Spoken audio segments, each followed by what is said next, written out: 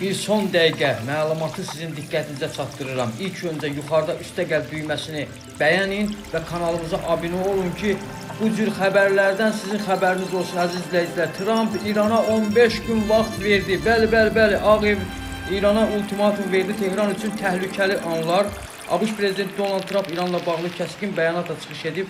Müsavat.com xəbər verir ki, o Tehranla razılaşmanın əldə olunması üçün maksimum 15 gün vaxt ayırdığını açıqlayıb.